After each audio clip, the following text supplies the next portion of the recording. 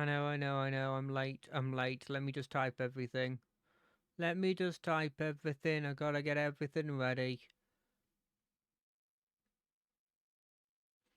I know, it's insane. I'm not used to it. I'm not used to being so late. Normally I have everything prepared before we even start. Yeah, exactly. That's what I said. So let me just get through this all. Gotta post everything. Gotta put these little things in here.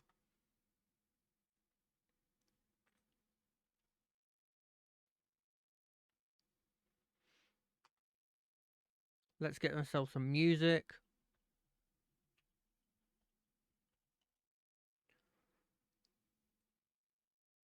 Boost your mobile games revenue with Wow, rewarded mobile ads. games. Really? I don't have mobile games. I don't care about the ads. Who cares?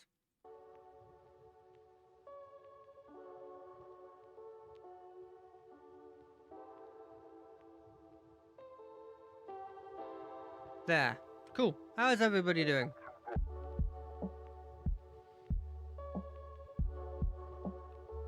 How's everybody feeling today?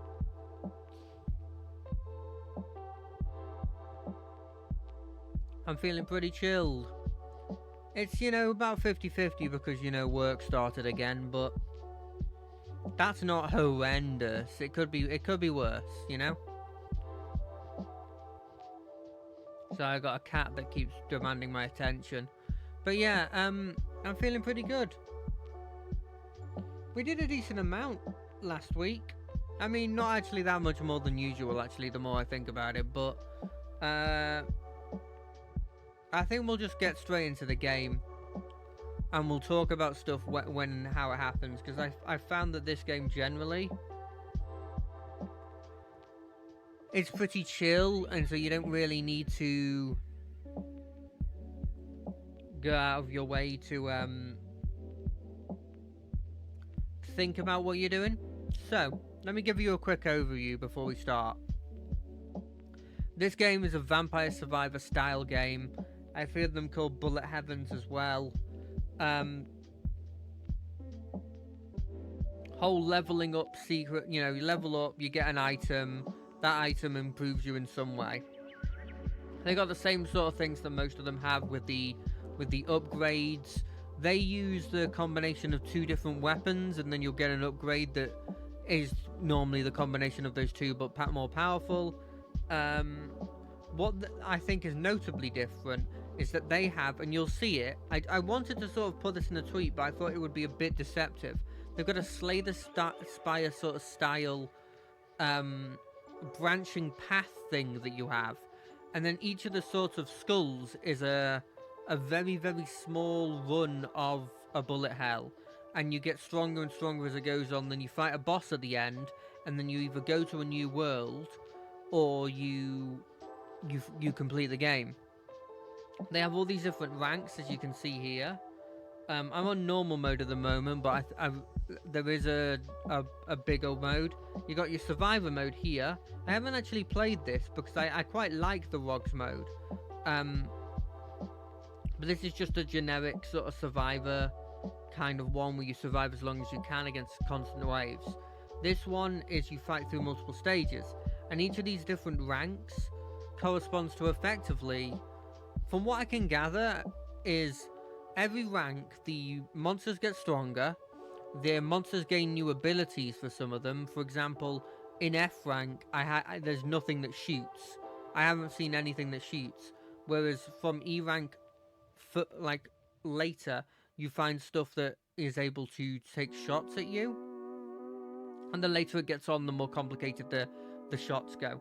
And more importantly, what it adds is it adds extra areas you go to. So, for example, F rank, you get to the end of the area, you win. That's the end of it, right? Whereas in E rank, there's a secondary area. Now, give me a second. Let me just check my thing again. Let me just check to see how I sound like this. I'm cool. But yeah, so E rank there's 2 stages. D rank there's 3 stages. C rank there's 4, B rank there's 5, and then A rank there's, I'm assuming, 6. I've been going through this just casually, and I'll be honest, most of these I've been completing in one run. Like, it's not been a huge problem. I'm currently going through this because to unlock them you need to do all the challenges. So I'm going through all the challenges at the moment. I've only gone through 10 at the moment. One of the other things I haven't actually done that is notable is there are different things you can play.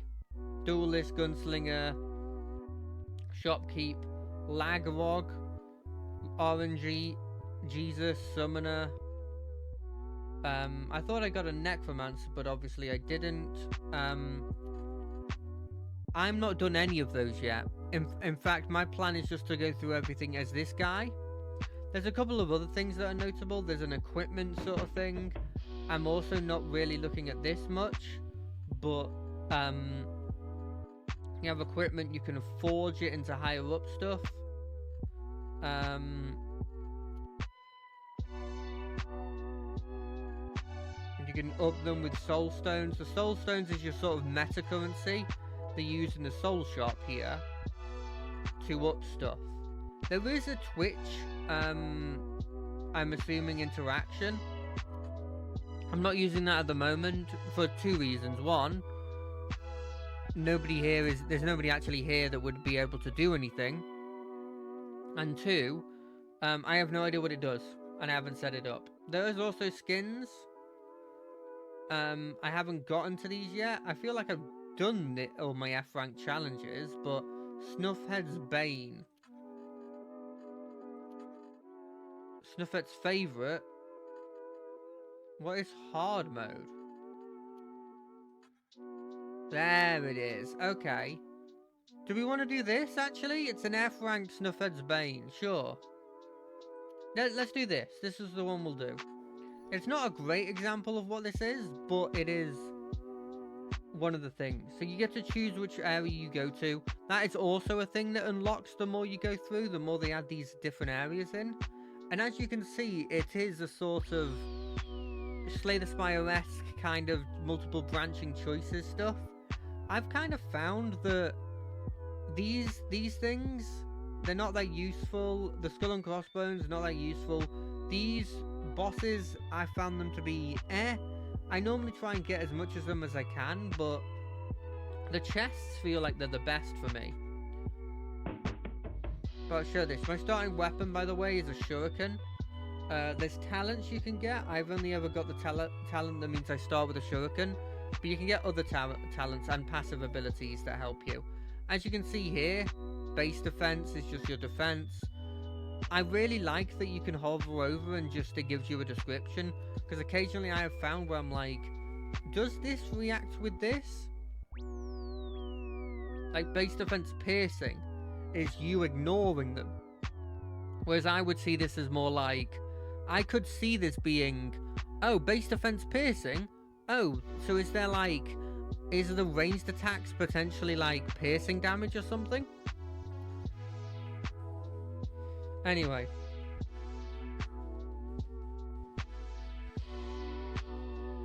It isn't shown here, but they like to show throughout the different ranks. You slowly start getting more and more mechanics. Like you get a spacebar, a spacebar dash, and on later ones a shift sort of stop time ability that is on cooldown. And you also get this thing. This is an ultimate of the talent, which is just like a big attack. I don't know why this one doesn't disappear like the other stuff does, though.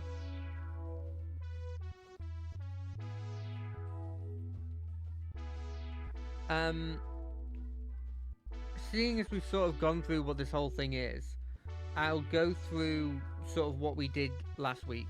So last week we started off by playing, I believe we started playing by playing Bazaar, and I did horrendously like I normally do.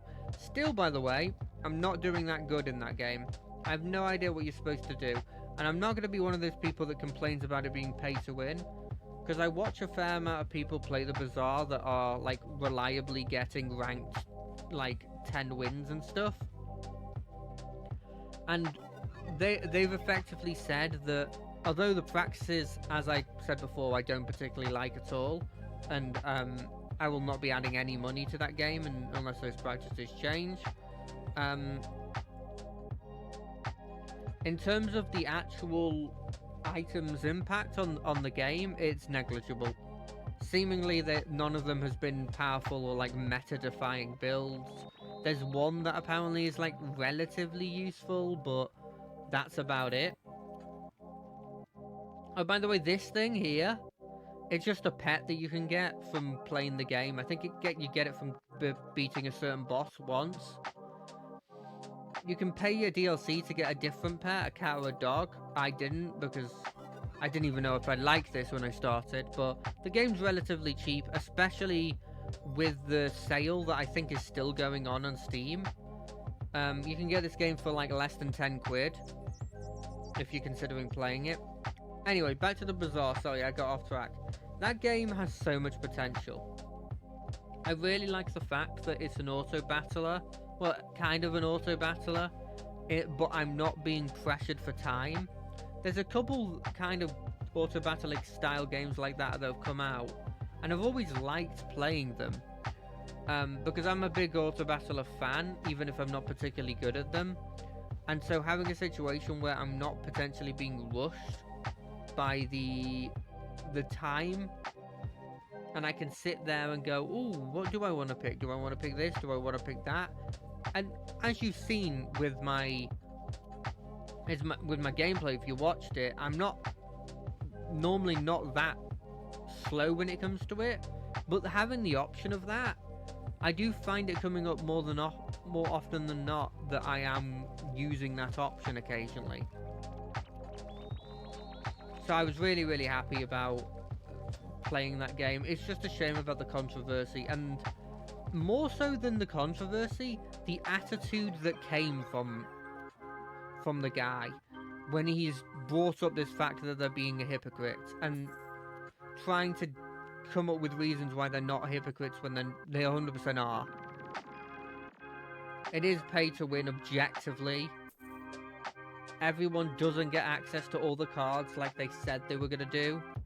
You know, things like that. Ooh, actually, before I forget, let me just turn on streamer mode on Discord, just because I don't want there to ever be a situation where I accidentally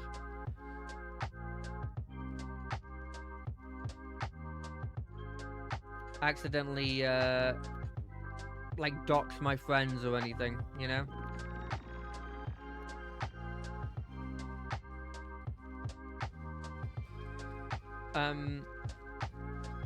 Another great thing, by the way, of this game that I really, really like is there's lots of slight different objectives. Like some of the time it's killing a specific enemy, some of the time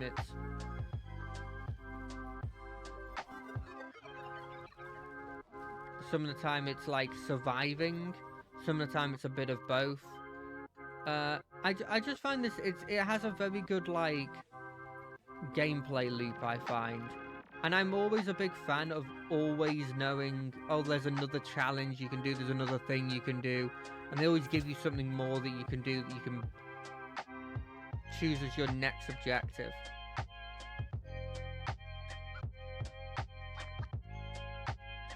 I could make my way over there. I don't think it's worth. We'll go this way. On Wednesday, we played some more...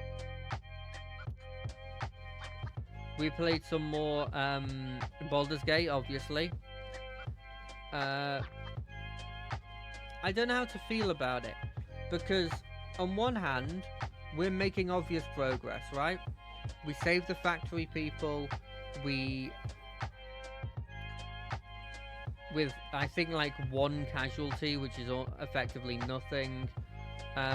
We went into that firework place and we exposed that they were working for Gortash, which we kind of already knew, but we didn't know what they were doing for him.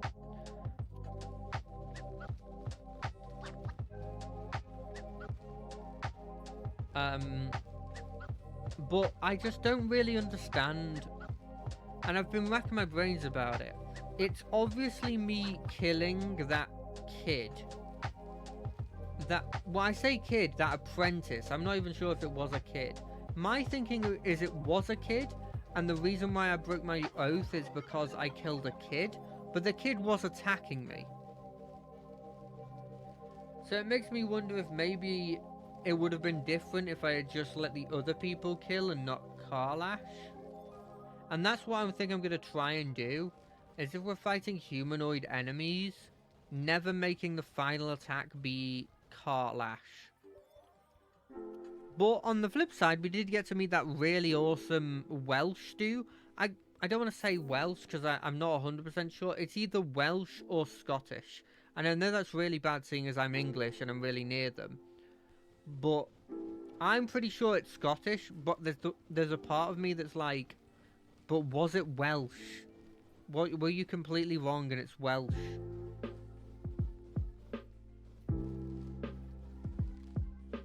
But they were badass, the original Oathbreaker.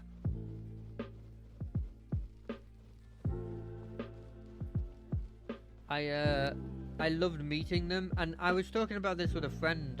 It's just insane how much of that game there's incredible voice acting for characters that you either barely ever meet or have like one line and that's it. And that's not even to say there's like the people who did the major characters do insane as well. It's just insane that there's so many good people in there that are like incredible voice actors and do these incredible performances for like a random cat that is a follower of like a god or something. It's things like that that just make me like, it makes me wonder, like, what are the other companies doing? If Larian can get so many like incredible performances off of people, like, were people that strapped for job opportunities? Because I haven't seen that in any other big stage RPG that I've seen. Like, as much as I really, really love Mass Effect, for example, I wouldn't say that the voice acting performances were even comparable to Baldur's Gate's like voice acting in general, and that's just of not just like voice acting of the major characters. I mean all the voice acting. It's just such a shame that the sequel or the DLCs for that are never going to be a thing because of, sadly, the shitty attitude of one of the companies of blimmin' Hasbro and Wizards. They had such a great opportunity there, and then they just had to go ahead and blimmin' what's the word? Break the trust, I guess. When you have this whole art team that was working directly with Larian, and then you just decide to fire that team, Larian's not going to want to work with you anymore because the people that they were working with, you fired all of them, you know? But hey, I mean, it's not the first time that Wizards have done incredibly stupid decisions.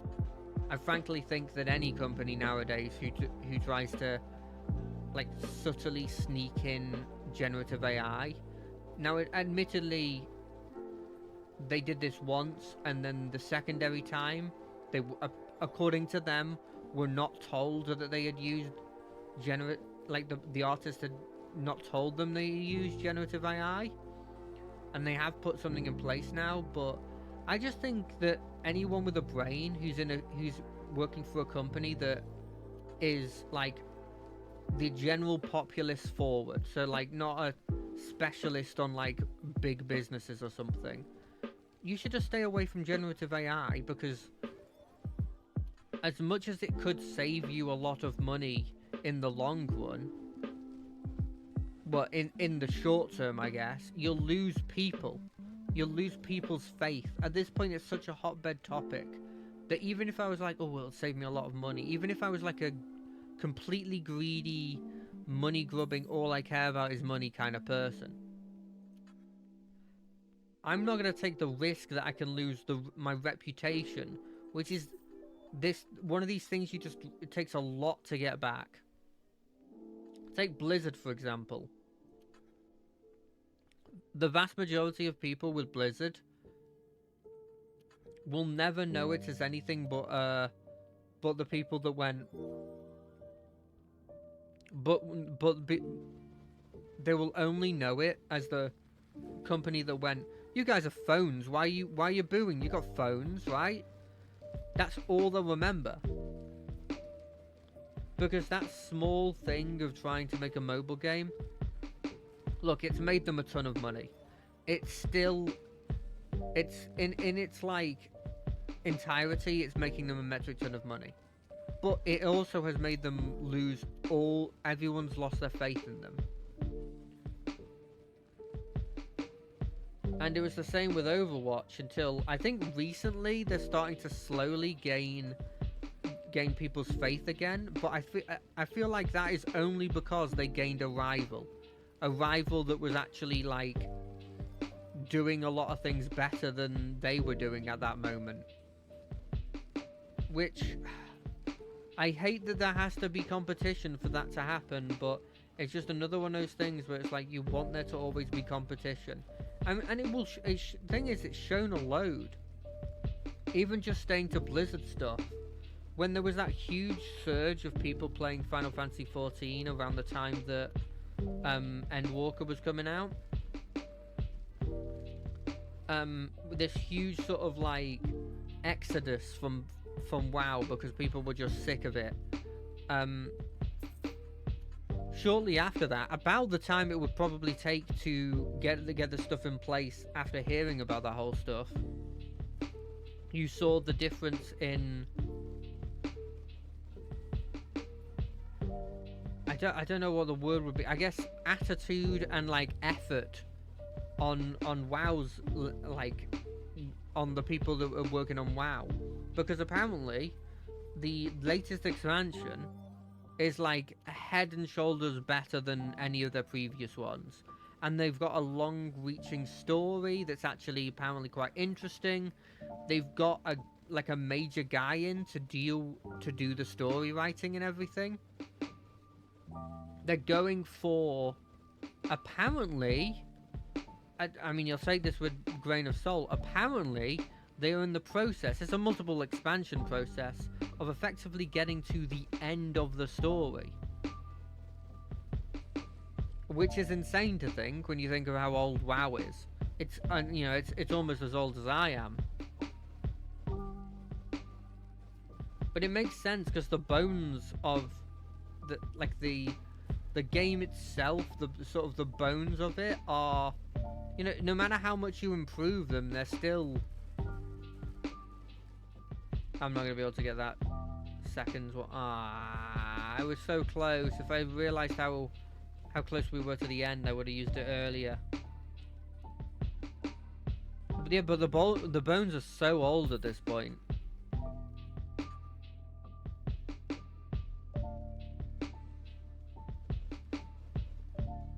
But yeah, it's quite interesting to see how much just having a competition changes stuff. And actually, speaking on MMOs, that can sort of lead into Friday, that we played more Final Fantasy XIV, and the closer I get to,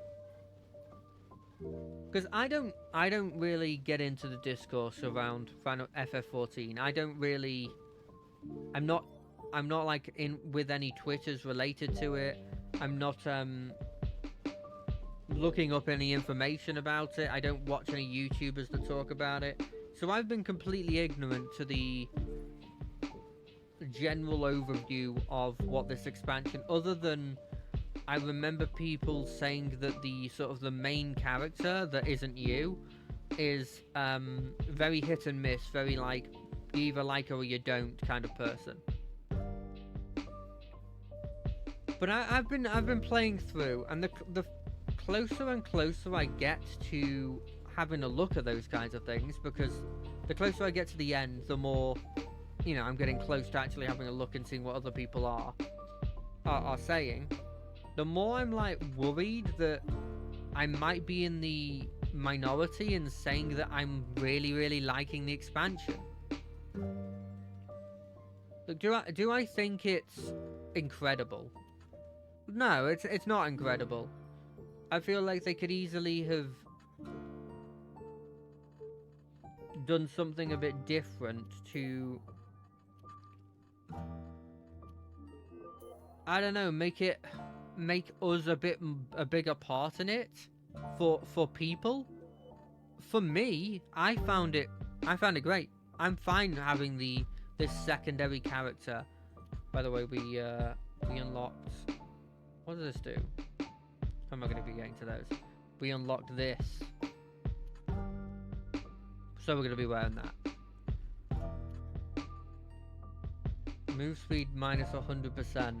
Ooh, that sounds fun.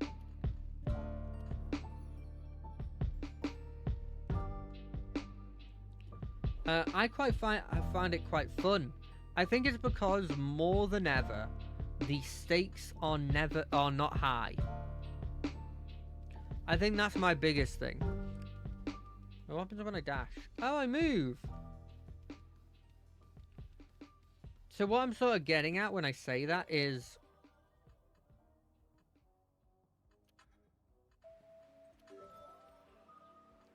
move speed means literally nothing, so defense. Attack speed spawn. What I sort of mean when I say that is... Does this move at all? No. Is that, like, even in Realm Reborn, it was like, oh damn, the evil empire is attacking. In Heaven's Ward, it was like, oh, we're wanted people. We're wanted people, and also the dragons are continuously attacking this place. In Stormblood, it was like, oh, we're working for this rebellion that are and the empires, the Garleans are like keeping them under their thumb, and we're part of a resistance, so there was some importance to it. But going into blimmin' Dawn Trail. By the way, I completely skipped past I've completely skipped past blimmin' Endwalker and Shadowbringer because it's obvious that those were incredibly high stakes. But going into Dawn Trail, it's literally just like, oh, what's the mission? Help this person become king. What happens? Sorry, queen. It's not really king or queen, but you know what I mean. Become the ruler. What happens if we don't succeed? Someone else becomes the ruler. That's it. Oh, they want to blimmin'. One of them's really warlike and wants to take over the world. Cool. They'll lose. Nothing we've seen here implies that you'd win. And even here, even later now, where we are now, there's never a point where I'm feeling like if we don't do anything quickly, we're gonna lose. Are the end stakes a bit higher now at the end? Yeah, sure. But I don't feel that... I don't know, it doesn't feel that bad. The guy's scary. The guy can blimmin' has a robot army, and the robot army's like using this advanced technology we'd never seen before. But like, I know that we've dealt with Alligans before, and the Alligans were a problem, sure, but we dealt with them, you know? And so I don't really feel that scared about this newer threat. Especially since of what we've been dealing with in Endwalker.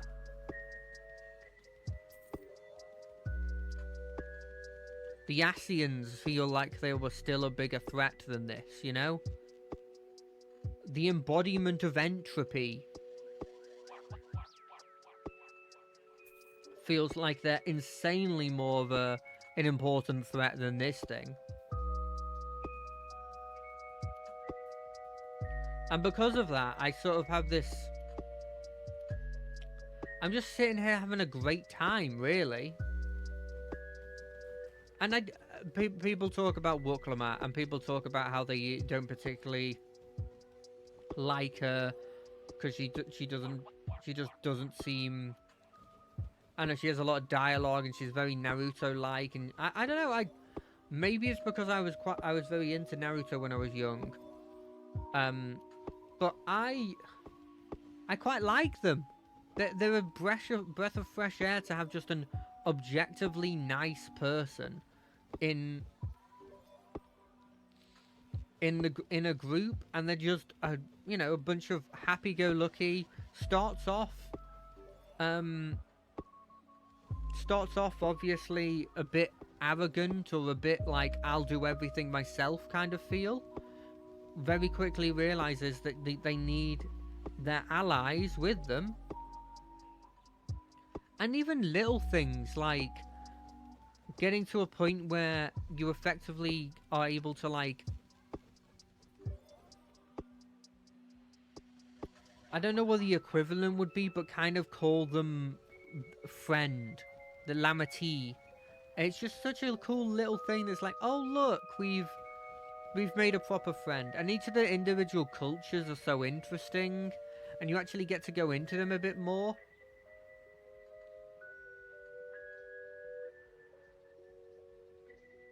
You get to go into them a bit more because that's literally the point of that expansion. Is that you're helping Wooklamat learn the cultures of these different areas.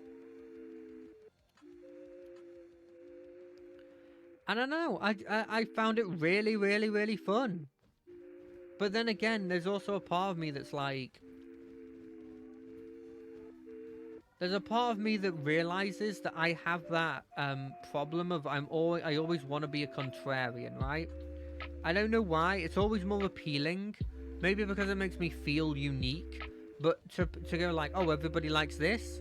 Well, then I like this. But I think this is my genuine feeling.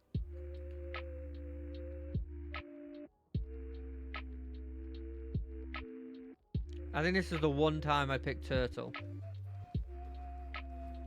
I think this is my genuine feeling on this. It's just... I'm having a ton of fun with this. The same way I was having a ton of fun with Stormblood, because I loved the steppe stuff. The steppe was such an interesting area, and I was really interested in that. And I wish that area specifically was actually in the Dawntrail expansion instead, because I know I would have gotten a lot more of a interesting, like, look at the culture. Like, the kind of, like... The culture was always secondary in these other ones. Whereas in this one, it's just mainstay. Oh no, this is what they believe in. This is what they do. Learn this culture, or you're not going to learn them. What's this? Defensive pen, defensive shredding, base corruption, sure. I don't know. I'm having the time of my life playing it, and like actively looking forward to the days when I'm playing.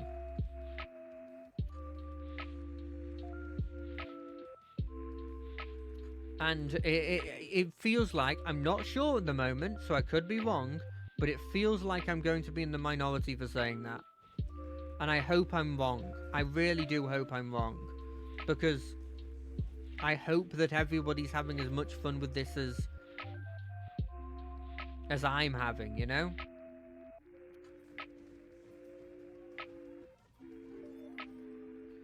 Ooh, I'll take the Thunder Spirits. Ooh, crossbow.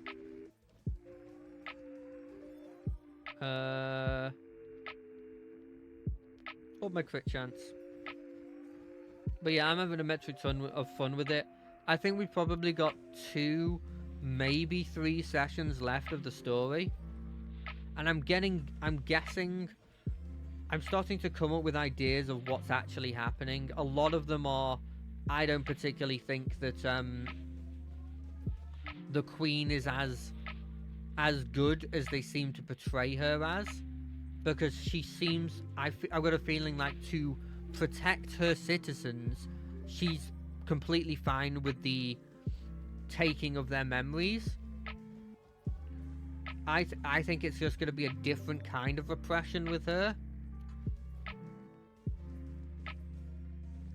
I do wonder though, like, if you, for example, say you worked as an apprentice for like a farmer, right? And then that farmer gets done in, and they get rid of the memory of that farmer. Do you just go, oh, I guess whoever I learned from, there's just a blank space there. I guess whoever I learned from and got all this valuable experience from, I guess they're dead? Because I don't remember who they are anymore, but I still remember all the experiences with it. It's like when they're talking about a famous phrase, it's not like, just like my old man said, blah, blah, blah, blah, blah. It's like, just like someone said, you only live once, except if you've got one of these things on your head.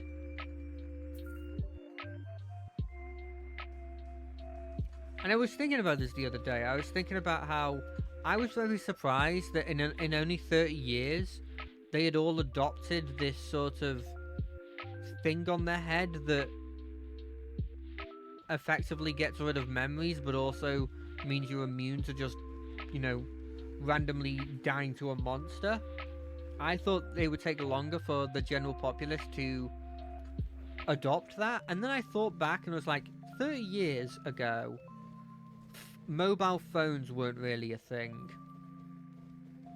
And that's sort of a trade-off. It's not losing your memories, but it's like all your personal data is effectively going to be known by whomever wants to have it.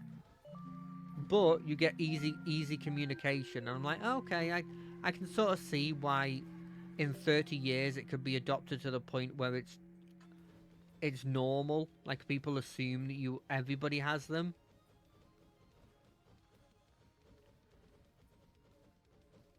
But like, even in this situation where it seems like this is like an end game threat and the Scions have come together for it, I'm just sitting there going, yeah, but is it an end game threat? We've got several dragons on our team. We've got several kingdoms on our team. We've got the technology of Garlean that sure is less than the blimmin' it's lower technology than the Alexandrians, but like, it's still pretty damn good technology. We've got the Allegans that we can. I don't know if you're hearing that. I can't handle with that. I can't handle with those random loud sounds that were coming through.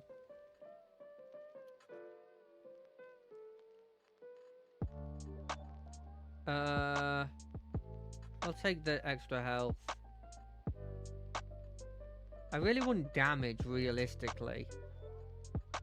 Health is only useful if you...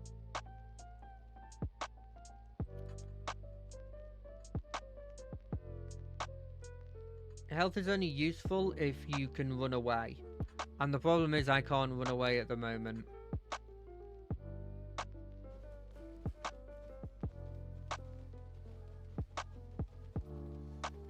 I don't think I can do the Monster Fang one because the Monster Fangs don't actually get done in by the pull.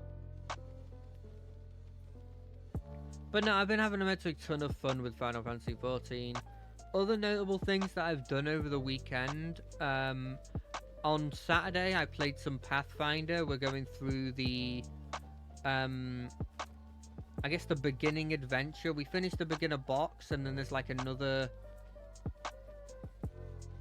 I keep wanting to say Lost Mines of Phandelver, but I know that that's the D&D one, D&D module. But it's Otaria.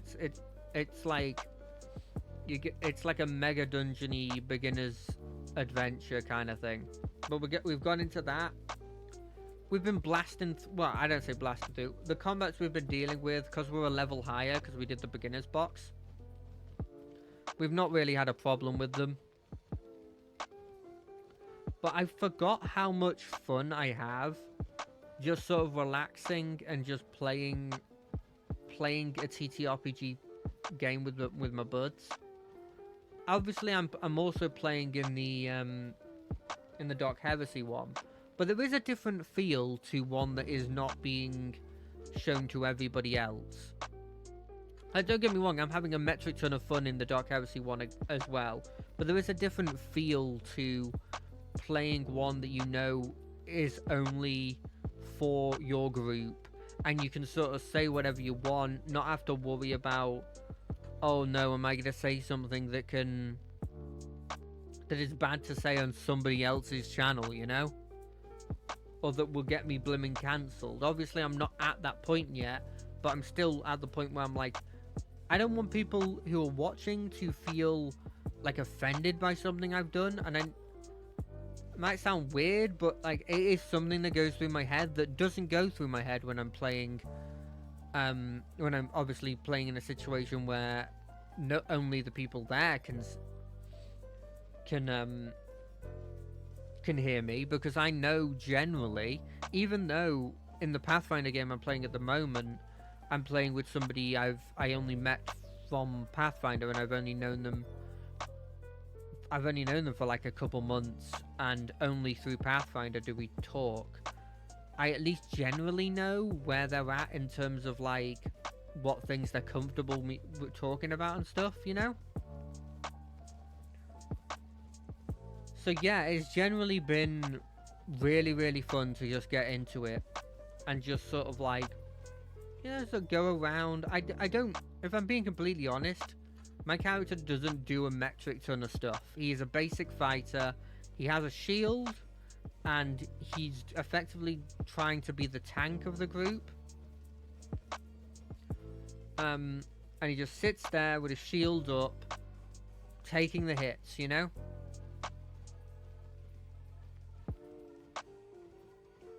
But I've been having just fun. I guess it goes to show... I guess it goes to show how good the game is, or how good it is playing with these people when you're having fun, even though your character's abilities aren't like particularly fantastical. Because everyone can have fun when all your abilities are really, really fun. But when your abilities are just chop and put shield up, when you're having fun doing that, then you know that you're doing something right? I am considering, though, just changing my character to have a bit more to do. People have been talking about it, they suggested it a couple times, and they'd already seen at least a couple of abilities that the Paladin had that I kind of would allow me to play a bit more of a tanking role, which is sort of what I'm going for, what I kind of think the group needs. So I'm honestly considering going that route. Seeing if I can potentially change my character to be more of a paladin. Move around some of the stats to be in heavier armor, that kind of stuff, you know? I've already got the go-ahead if I wanted to do that. It's a bit daunting to make new characters in a system you've only made a character once in.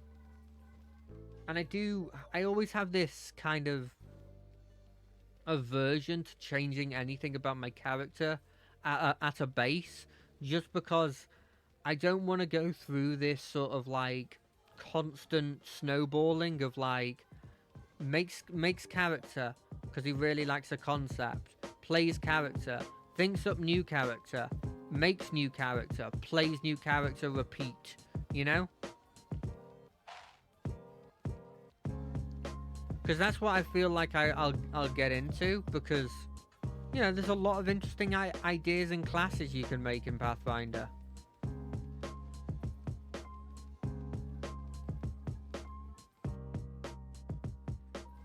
So it'll be interesting. I probably will do that, but we'll see. We'll see what happens. We'll see if... Because I am having fun. I'm having a lot of fun with it still. And I do remember back in the day not changing my subclass on in a D&D game, even though I wasn't having particular fun with it, and then regretting it in the end of it, of regretting not changing, because I feel like I would have had a metric ton more fun if I had changed.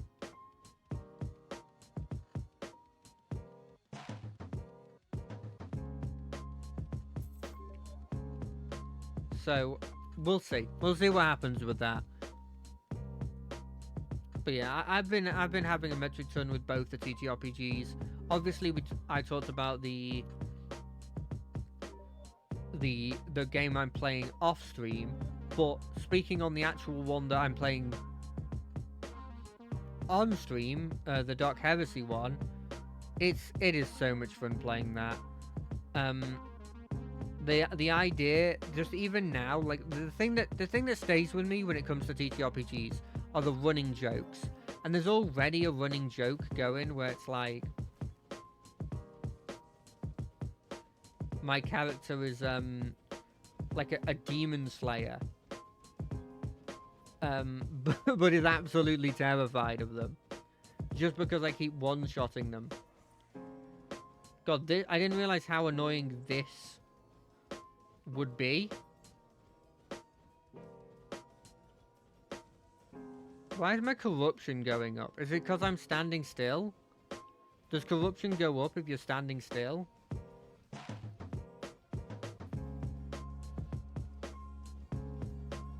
I just have to dodge. I wish I had gotten more dodges in hindsight. Do do do do do. Boom boom ba do boom boom. And like stuff like Devil's lightning not working, but then being incredible at using the sword, and then just everybody dodging everything in the session, the last session. Just little things like that are just really fun.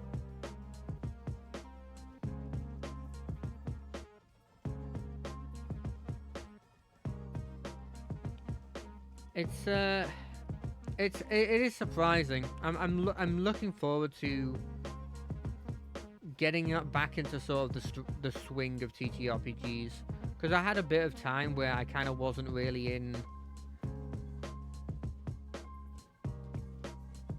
They weren't really happening because the DMs that were DMing were getting a bit tired of it, and it's completely fair enough, right?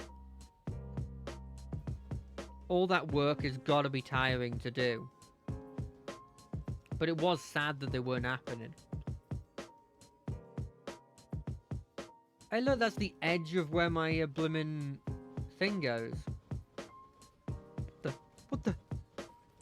How are we supposed to dodge these?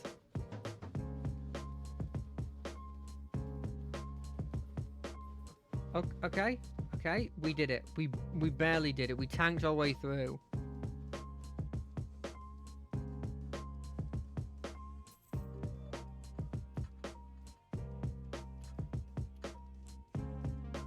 Oh no, this is a two-parter.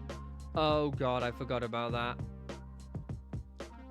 This is gonna be interesting. Box.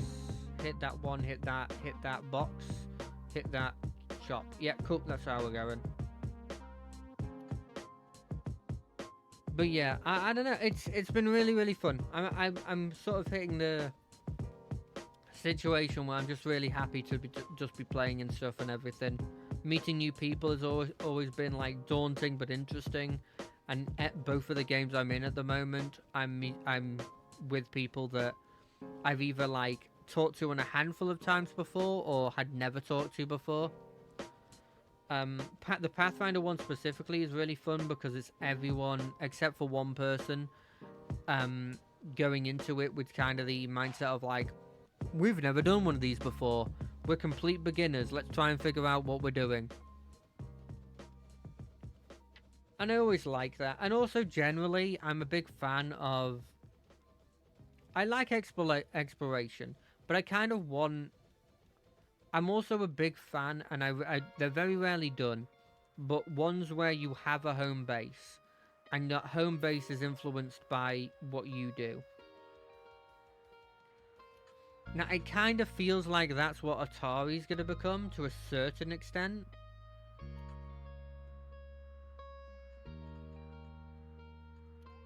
Or at least that's kind of what I'm hoping for.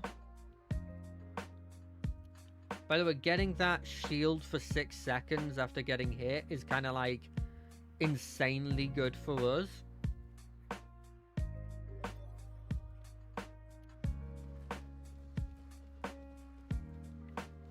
But yeah, like, I love those, like, oh, no, you're not moving around exploring. You have the centralized location, and you work out from there.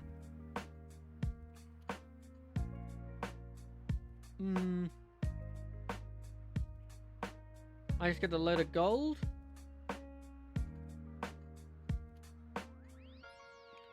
Nah, I'll just take the corruption for the damage shredding.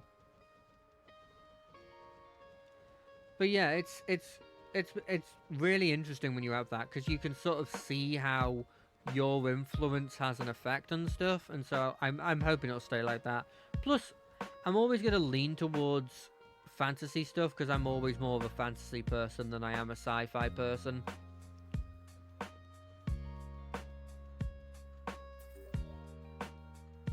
It was pretty interesting. On my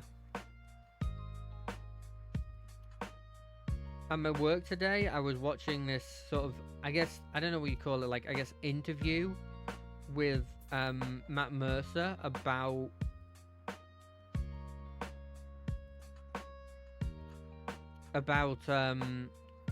like DMing and everything, and he was talking about how no matter how dark you make it, it might not mean anything because you're like the people actually in it can make it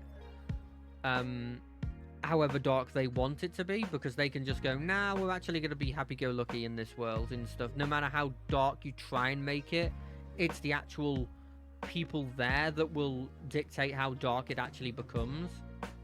And I found that quite interesting because it reminded me of another thing that had happened, where I was watching a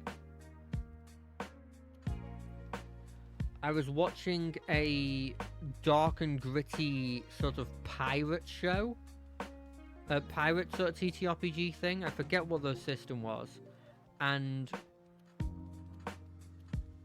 in this one, it starts off and the DM's like talking about how dark and horrendous this is and all these things that are happening, and it is like a dingy, horrendous time. And it just skips to a clip of effectively everyone singing a happy-go-lucky tune as they sail the seas. Because, as it says, if it's dictated that, like, oh, the party actually want to be this upbeat, happy-go-lucky group, then I guess that's what they become, you know? At the end of the day. Because I feel like, I don't want to say bad GM, because bad GM is something I guess I'm too quick to say in these kinds of situations. I'm too quick to go. I'm too quick to label it as bad or good, but I feel like my preferred DM sees what the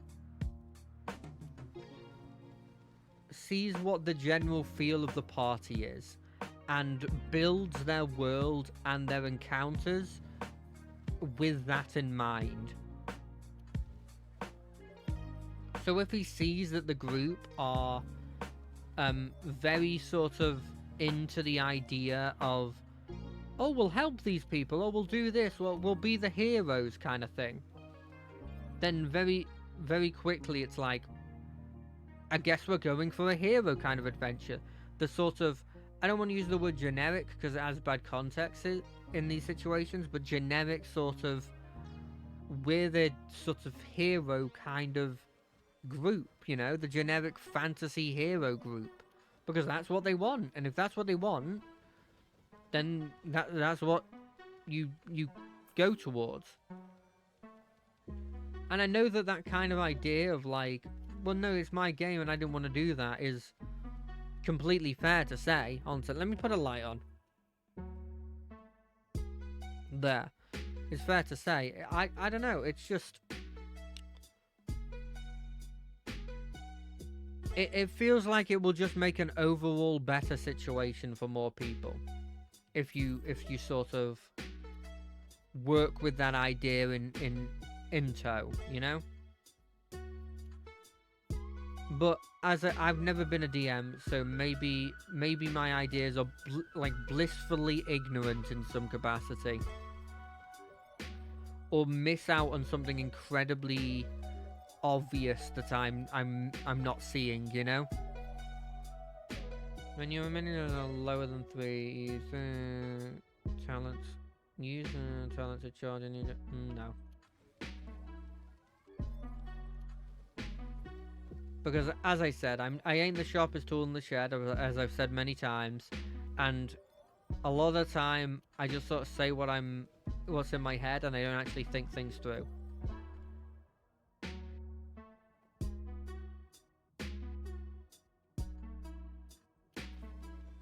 So, you know, there could be something there.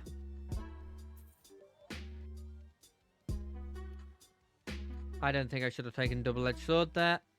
We're hoping that doesn't come back to bite us. Yeah, I'll invest all my money. I know that there's a blacksmith right here that I could get more stuff from. But, I saw that there was something related to... So there's something related to investing a load. And so I'm just investing a load.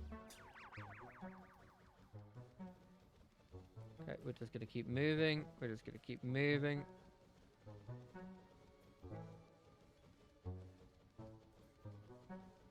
Hit the button. Got it.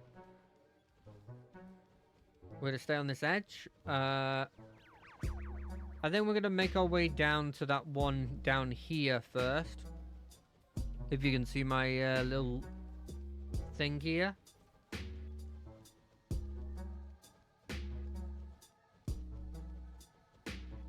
How's your experience with bots? Oh, it's horrendous. Effectively every other person that comes into this chat is a bot of some kind. And if it's not a bot, it's like... It's somebody that has automated a whole thing. They're technically there, but they have this whole spiel and they don't actually listen to what you're saying. It's one of the most annoying parts of streaming, if I'm being completely honest. It's not something I thought was going to be the big thing, but it is so blimmin' annoying.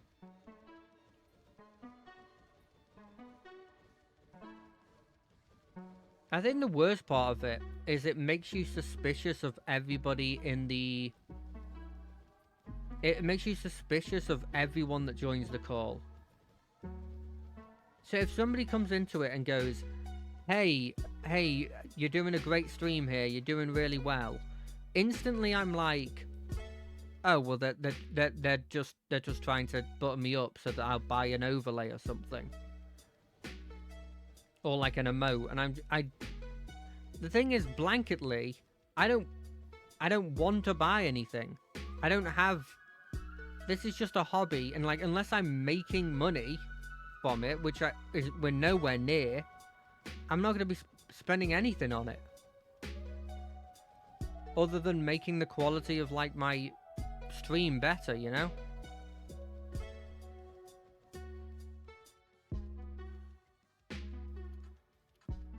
But yeah, I assume it's the same for everybody though.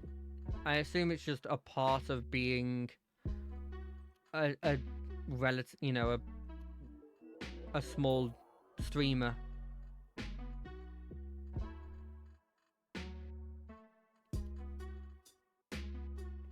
Because even when I've been in like, I've been in streams that have had like, I'd say a couple hundred people in it, and you still occasionally see the bots. They're a lot rarer, but you occasionally see the bots. This can't go any higher than rare.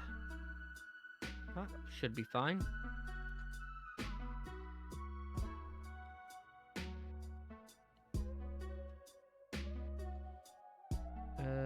Where do we want to go? Let's plan our route. This one gets us a lot of chests. There's a chest there as well. And then we can go to the shop, get that. Yeah, that's probably the route. So we'll be going this way. Probably going that. Yeah, cool.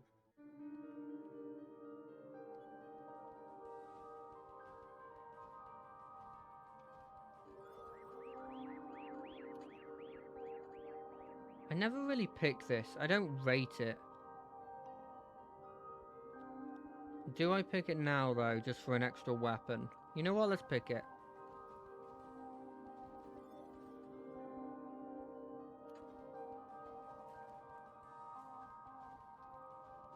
I will say I like these challenges. They are quite interesting. But I do think that only looking at the F and the E rank challenges, I definitely feel like there's a lot of repeats in them, you know? Yeah, no worries.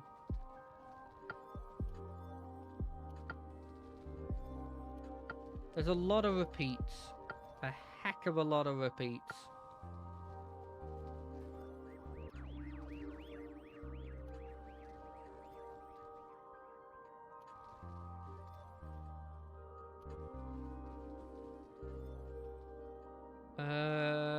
I like the katana. Let's go blades.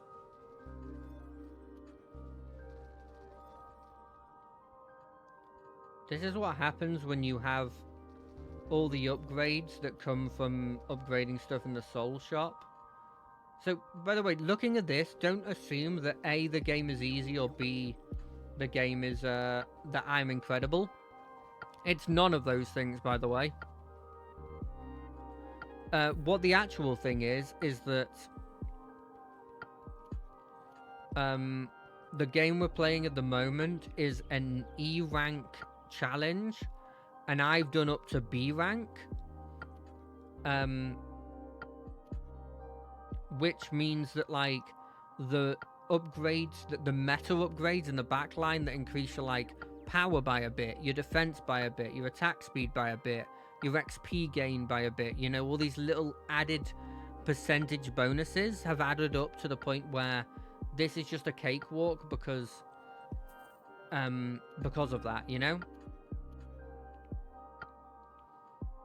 Like, I guarantee my equipment is not optimized. I'm not picking...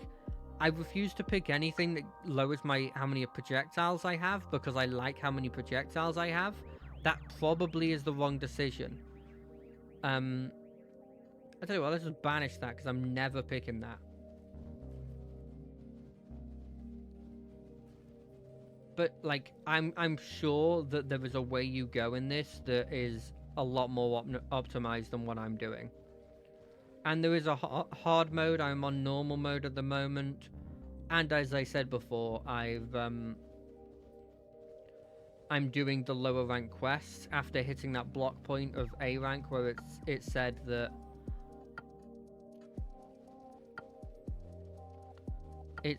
you had to, if you wanted to go into A rank, you had to complete 10 challenges.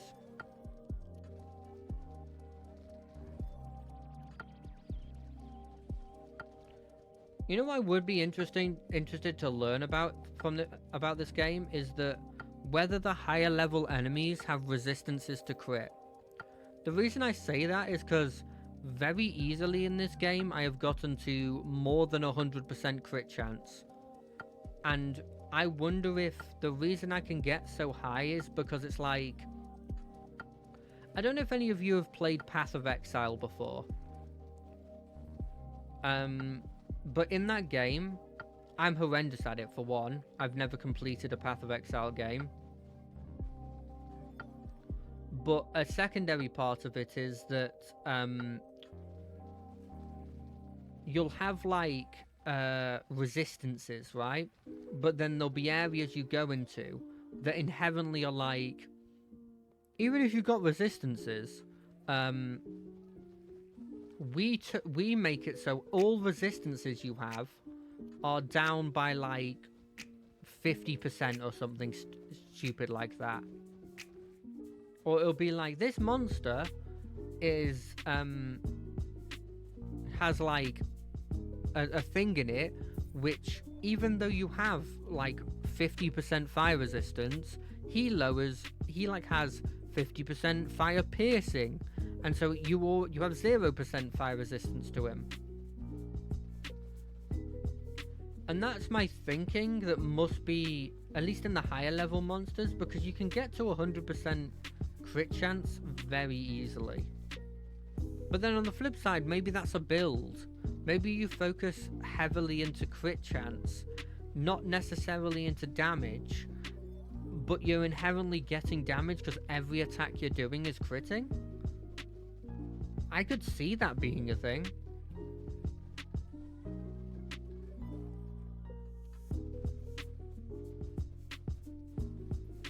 You know? I could see that being a potential thing.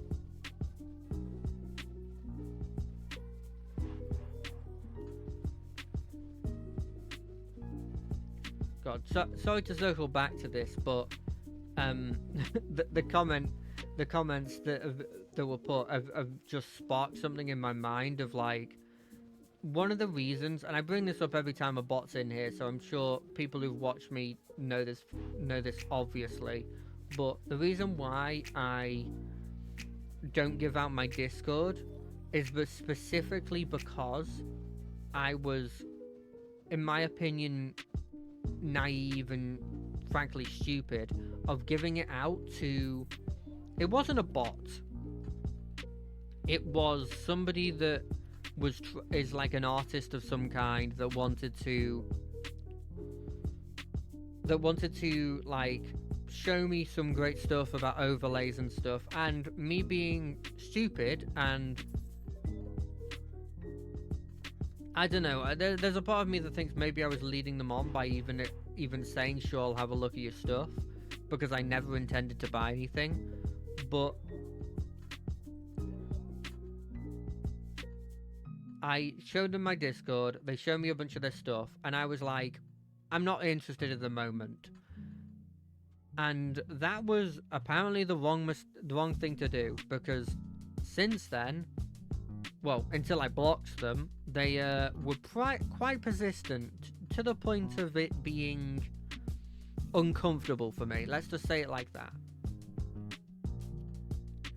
And it only took that one situation to make me realize that maybe I shouldn't actually be giving out my Discord to anybody. Maybe that's the wrong thing to do, you know? And since then, I have just been... Look, I'll have a look at new people. If people come in here and they're like, hey, I'm an artist, I do X, I do Y, can you have a look at my stuff? I'll go, sure, I'll have a look at your stuff. And I will say this, especially when it came to the earlier time when I looked at a lot of bot-related stuff. This is going to sound mean, and I hope it doesn't come across as mean, but a lot of the stuff looks very similar. To the point, and this one maybe is me trying to be mean if I'm being completely honest, To the point where I kind of suspect that it was the same stuff. I swear I'd seen it multiple times. You know? I'm not saying that that was what's happening, but it very much felt like it. And I don't know. I got pretty depressed about it for a while. And you know, it's still annoying. It's still annoying just because at the end of the day, I never asked for any of these. I don't know. It just dampened the whole experience, which overall I really love streaming. I really love streaming, and it's done wonders for me to actually play interesting games and do stuff instead of, you know, make a hobby of something I love doing, and potentially when it comes to people in chat, do a bit to help with my blimmin' both my social skills and like my inability to talk to new people, because there's a bit of like a anonymity that exists. I mean, you can see my face, so it's not that much of a change, and I do use my name a fair amount of time, so you can definitely figure out who I am. It's not like I'm hiding or anything, but there's a bit of anonymity that like means that I feel like I can be a bit more confident when I'm streaming than I would normally be in real life. Like if these people were talking to me in real life, it'd be completely different, right? Completely different.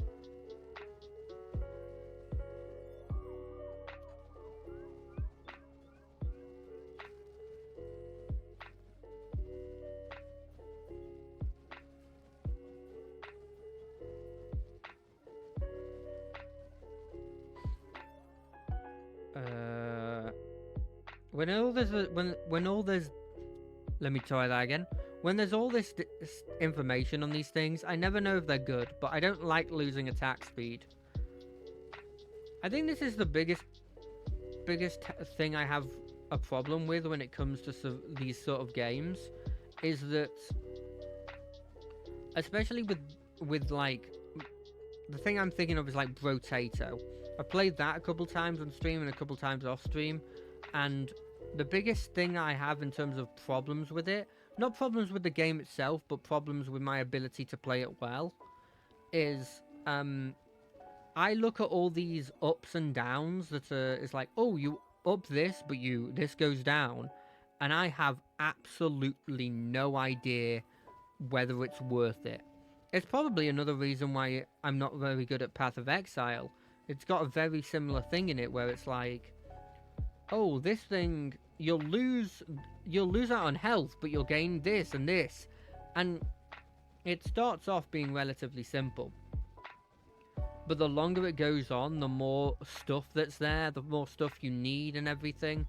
And it gets to a point where I hit like a wall, where the build that I've been building to has hit the peak of its power, and that peak of power is not good enough to make it past. Mainly because I'm not very good at specializing in these things. Now, I had a bit more of a better time in the second game. They've definitely made it slightly easier in PoE 2. But I'm still getting a bit confused with it, and I was having a hard time playing a melee character, so when I switched to a mage, it was a bit better. By the way, this limit break one allows you to level over the limit, which is quite cool. I don't know how much of a bonus it gives you or how good it actually is, but I always do it because it seems fun.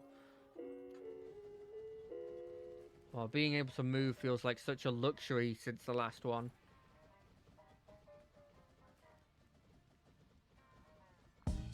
Is it standing still? Is that the thing that gets me corruption? No? What? I don't know where we get corruption from these things. Is it a timer thing? Like the longer do you take to operate them? I could see that. That would sort of make sense, you know?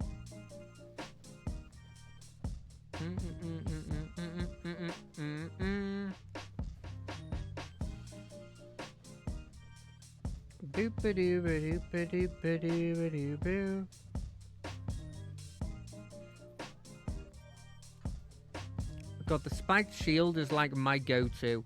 Just because it's a flat bonus, nothing goes down, and it just gives attack and defense, which you're always going to need, you know?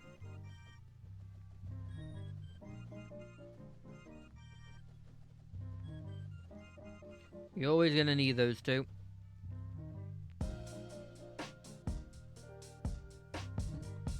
God, there was something really funny that happened at work. I'm not saying really funny. Feels like it's not gonna be as good as you'd expect. But at work, the big boss was in, right? And the big boss was like, on Thursday, he was like, "Hey, I have this idea. Let's get some university students in to do sort of like work that like is important, but isn't that hard to learn, you know?" And we were like, "Well, sir, here's all the problems with doing that," and showed him a bunch of problems that come with comes with doing that whole thing. And it seemed like at the end of that conversation that he'd understood us and went away with like, "Oh, I don't think we can get anyone in to do this kind of work." And I still kind of think we did succeed.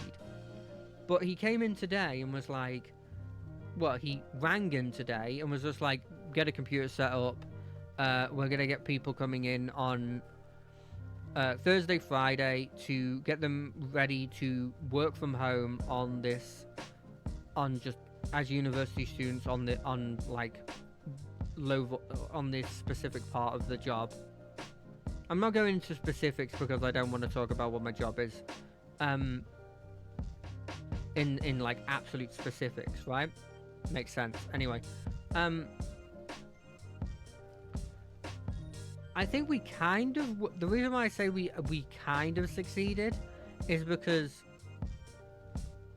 although he did admit that although he did go ahead with it, he didn't go ahead with it in the department he originally was going to do it in. He changed the department he was going to do to a less important department. And that's not just me being like a bit like, I don't know, arrogant because I'm not part of that department. It's more me saying that as in like objectively it brings in less money. And so if they make mistakes on it, it's less of a big deal because, you know, it's not bringing in as much. It's not going to fundamentally mean that there's a couple months where we're not bringing in anything. You know, which was a definite possibility because we've had like huge blimmin' screw-ups that have meant that like we're bringing in significantly less money than we were before. Ooh, I think we're going to hit the operational one. Optional one, not operational. What am I talking about?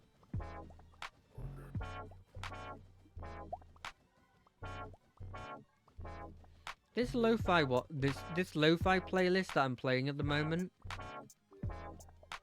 was a suggestion I saw on a stream that I was doing of like not a stream I was doing, a stream I was watching of like DMCA free stuff. And I'm having a lot of fun listening to it, but it is a bit hit and miss in terms of the quality in my opinion. That one where there was that huge like what I thought was like an audio glitch on my end, but seemingly because it's not happened since, I don't think it is now. That was a bit iffy. I didn't like that. It was too loud. It was too in my face, you know.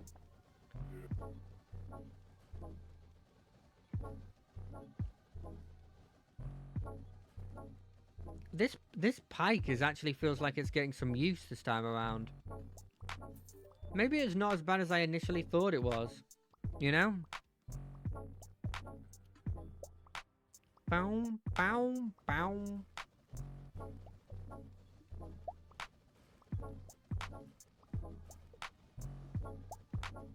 You know what's also quite interesting is we're gonna have somebody in the office that is like 18, and like, to put it in perspective, I'm like our office is a pretty small office. There's like 20 people tops in there, right?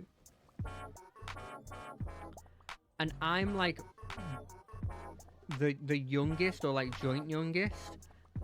So people are like, what are we gonna do? They're just gonna think we're old. It's like, it's fine. It's not gonna be a big deal. We're only gonna be in for 4 days. But it's gonna be interesting because people are like, we gotta be on our best behavior because it's the boss's daughter's it's the boss's daughter's friend from university. And I'm just like, I can't be bothered. I've sort of taken this sort of attitude that I know is not good for me in the long run, but I don't know, I've gotten to the point that, especially with this job, that I don't really care. That it's not huge in terms of job opportunity. You know, it's one of those situations where you realize that they have a spot that they think you're in, and you can't really get any higher than that.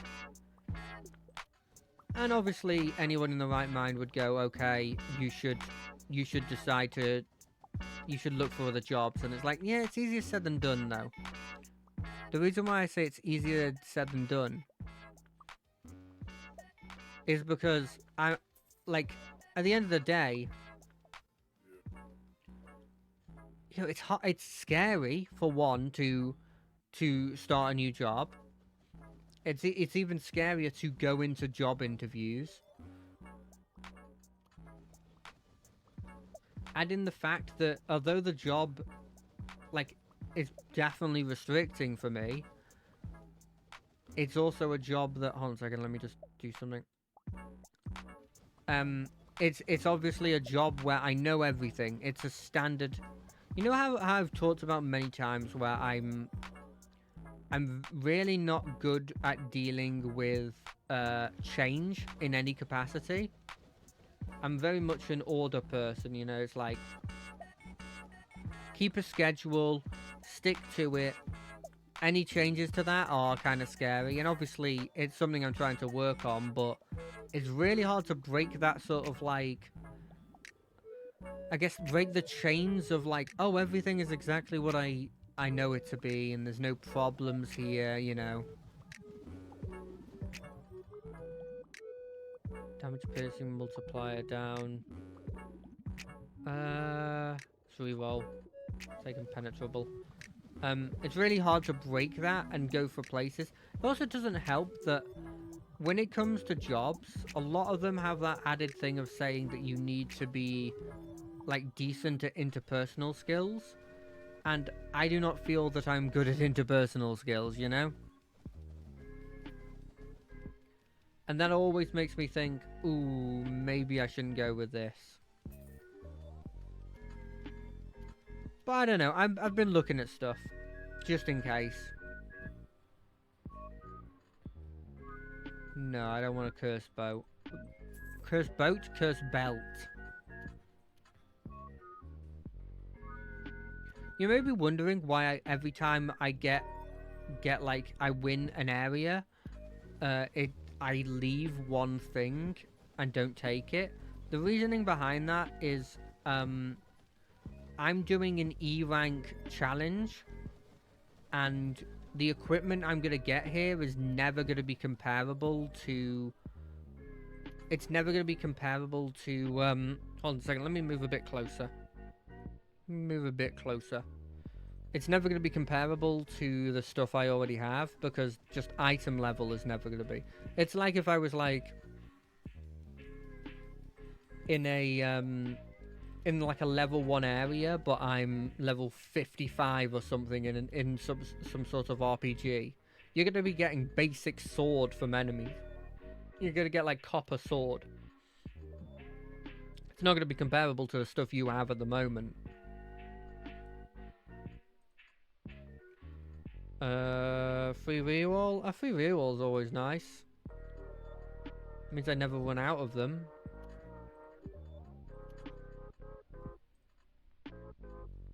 I like Mine Corruptor. I don't know if it's hugely good, but I like it.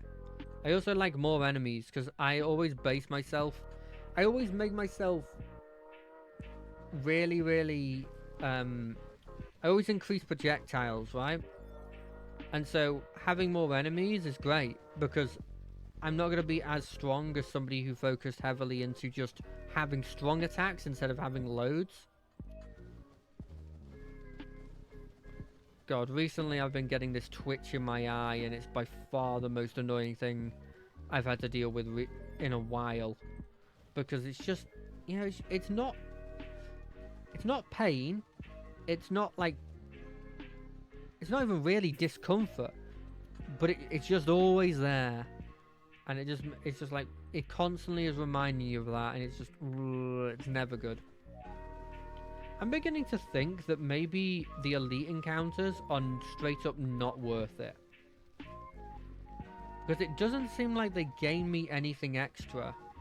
They just seem like they're harder fights. They're not even really quicker, which would be a definite possibility for me to... Like, could be a reason why I do them, but they're not even quicker.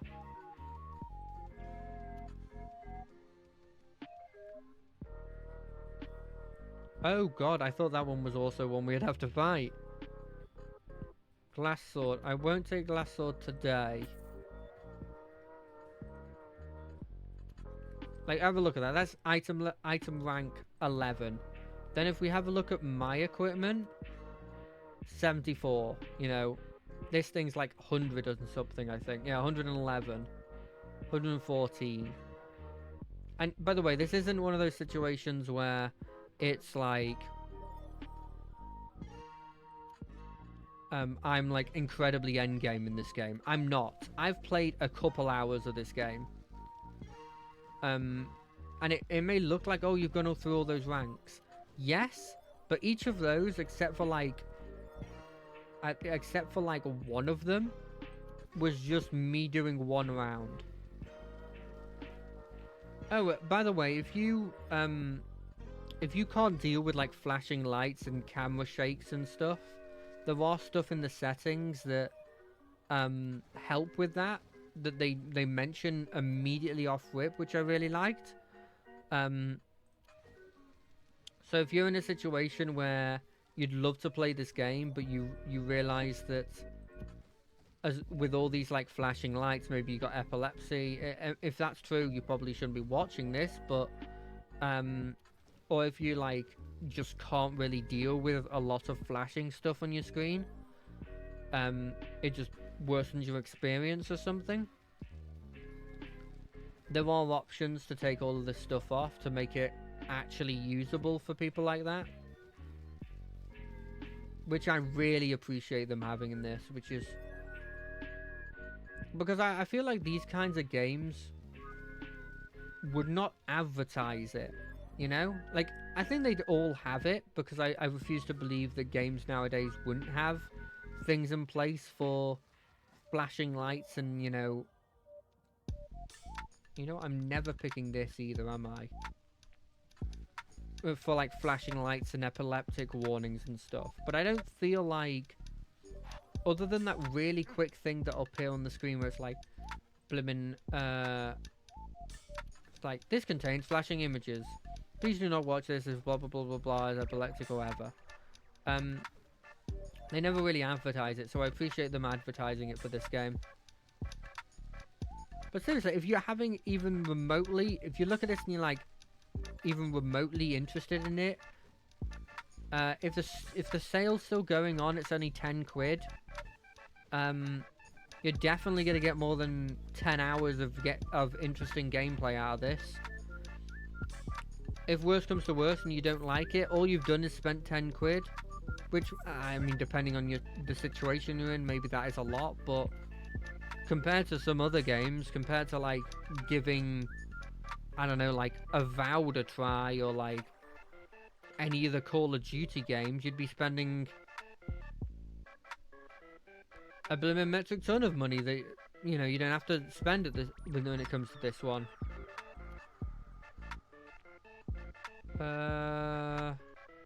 I'll take the worm gland. Take explosive vials. Yeah, I'll take more explosive vials. Troll blood, yeah, why not? I don't think we're gonna have a problem with this fight, but you may as well take a load of stuff, because why not?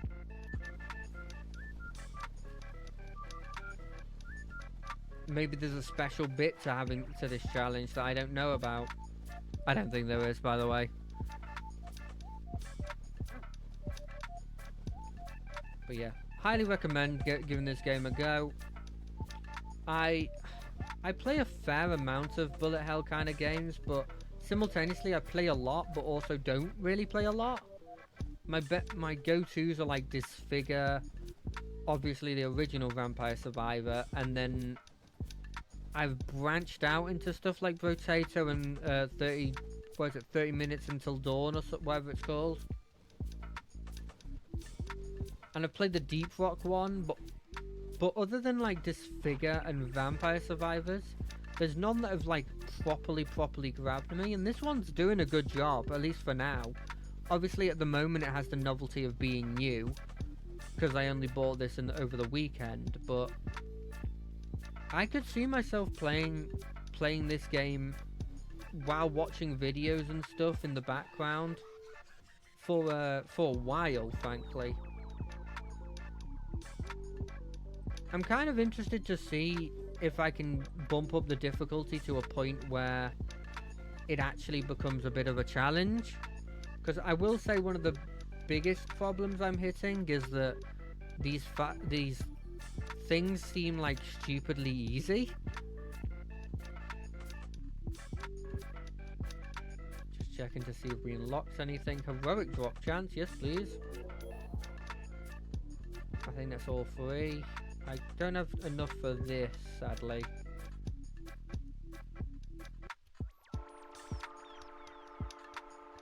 How many have I done now? 13. So it's not, you don't have to do 10, you have to do 20.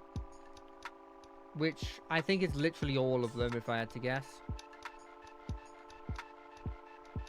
What is this? Cannot get higher than Tainted. One weapon.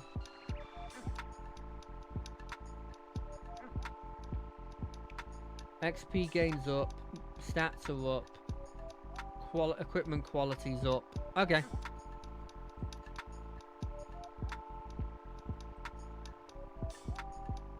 But if anyone's getting annoyed by the lo-fi, I can change it. I quite like it. It's not getting on my nerves at the moment. I'm trying to be a bit more specific when it comes to my volume. I'm not saying I'm looking at my volume level consistently, but I was always scared that it was gonna overpower my voice, and I think I've gotten to the point where I'm sort of just like, if it does, it does. I don't care.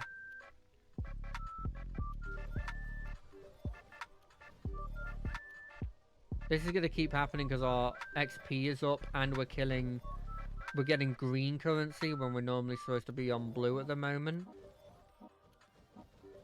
So that this is not normal, obviously. You know what I was thinking about the other day that I really miss? And I don't know if there's still a culture of this, just in a different form than I know at the moment. But I really miss, like, old-style Flash games.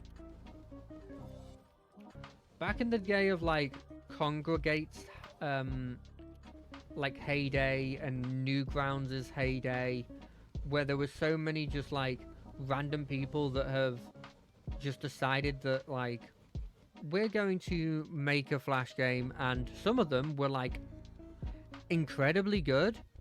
Like I remember one that's called I think it's called Sunny, Sonny, and it was like this: you're a zombie that wakes up, but you don't have any of your memories, and you're like smart, and it was this like turn-based strategy game that obviously. There was very little in terms of animations with this, but it was like really good. I found myself really getting into it, and I I was never particularly good at strategy ones, so I did have to cheat to win it, but like it was a properly good game that was just there to play for free. And little things like that, like, it's a shame that I feel like, unless there's something I don't know about, the generation nowadays will just not have that anymore.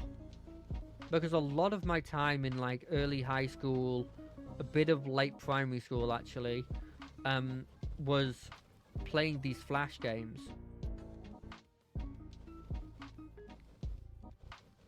But I think with there was something that happened with Flash that just meant that this wasn't a possibility anymore. I don't remember off the top of my head what it was, but it just made it so that people couldn't make these free Flash game things anymore.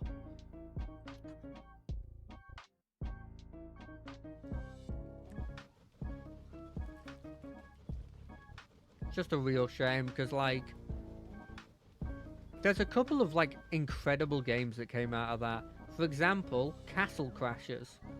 Castle Crashers was originally a Newsground kind of thing. I remember playing it on that. And so like it was just this area in which new like game makers could try and like make a name for themselves while also you know, boosting their skills a bit, you know, trying out and getting like feedback from people.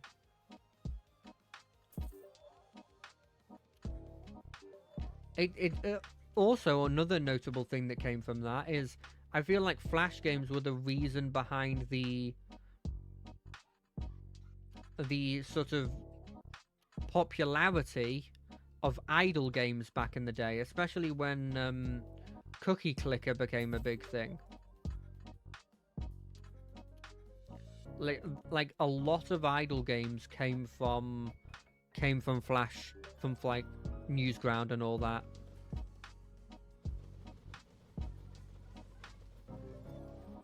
God, I don't know if there was a controversy that came out about Newsground or anything. So I'm very sorry if there was, and I shouldn't be talking about it like this, but you can assume that blanketly, unless I say I'm an expert on something, that I don't know if there's a controversy that came out.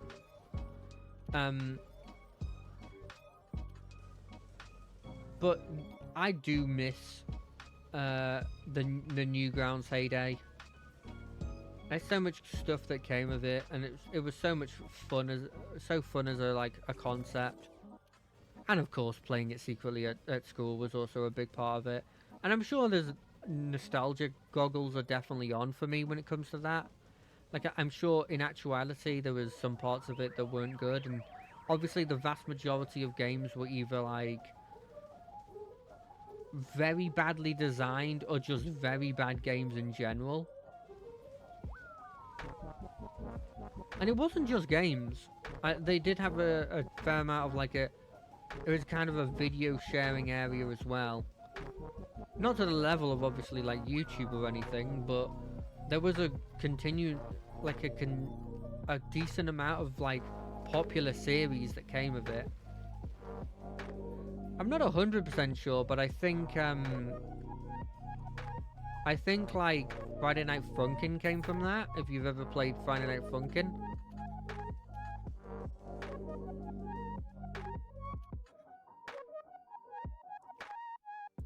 Which I think is still a bit of a cult classic in people's eyes. And I do think Newgrounds has become like a developer or like a publisher at the moment. So you do occasionally see their stuff, but you know, it's not the same. It's definitely not the same. You know, I've been seeing a lot of that repo game, and it does look quite interesting. The thing is with it, because I do actually quite love watching people play it. The reason why I don't feel like I'll be playing it is because it's nothing against the game. It's that my mic, at least my previous mic, came across as absolutely horrible when it comes through in like in-game voices, which is what you'd want to do in those kinds of games. And I mean like significantly worse than what you're hearing right now. Like it is bad, properly bad. I only ever played, I forget what the name of it was called, but the game where you have a camera and you're taking pictures of these, you're trying to take videos of these monsters, and the objective is to get like views on the equivalent of YouTube. I only played that one once, but it was a similar game, and believe me when I say that that was because my friends didn't want to play it again with the horrendous blimmin' voice that my character had because of my mic.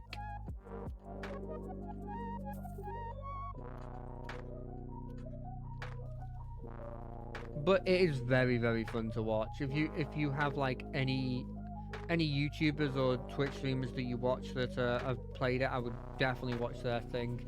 It's a perfect sort of collab game for Twitch streamers and YouTube and stuff. It's definitely in that vein of like Lethal Company, and there's another one where you're a reporter and you take pictures of monsters. That sort of vein, but adding the text-to-speech to the game and the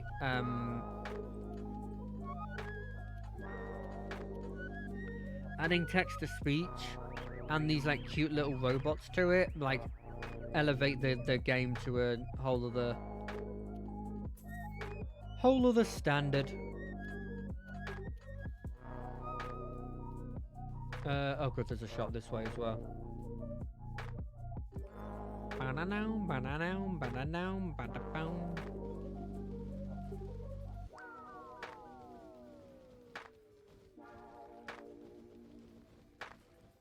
This was an E-rank challenge, right? So this is only the first area.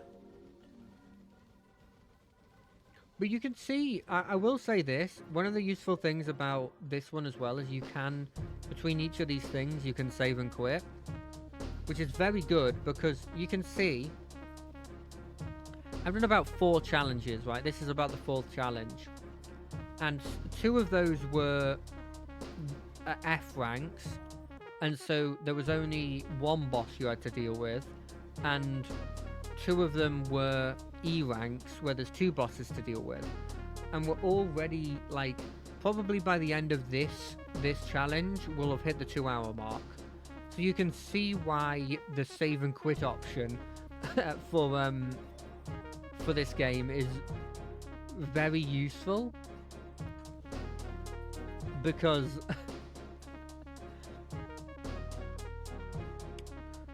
like in the higher ranks, like the B rank, you're dealing with like 5 or 6 bosses, so you've got to like, it's not any faster when you get to the later areas necessarily. In fact, some of them have mid bosses in the actual area as well, so it's objectively like slower.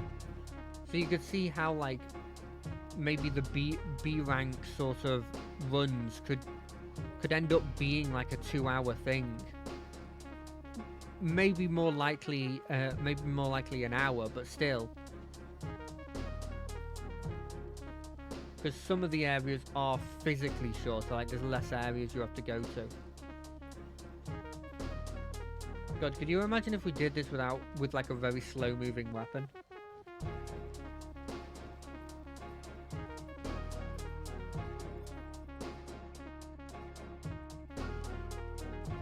I wonder what happens if you banish literally everything other than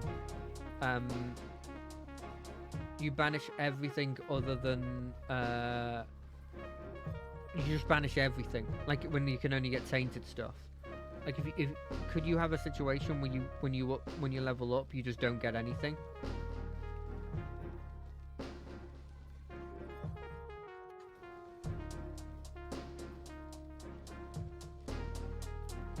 It'd be interesting to see that. I don't think I'm going to go out of my way to try and figure that out, though. I'm going to just try and get through this challenge. Take damage increases your power. I like the idea of doing more damage. We have hit 42 of these. That's what we're getting to at this point. 44. 46. I'm hoping we can get it to 100. You know what? Let's get sharpened stone up to 100. Because we're closer.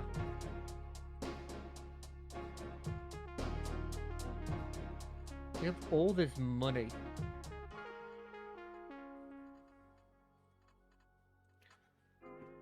I'm sure you've noticed we're not putting a lot into defense. The reasoning behind that is, especially in these early levels, I don't feel like I'm going to get hit often.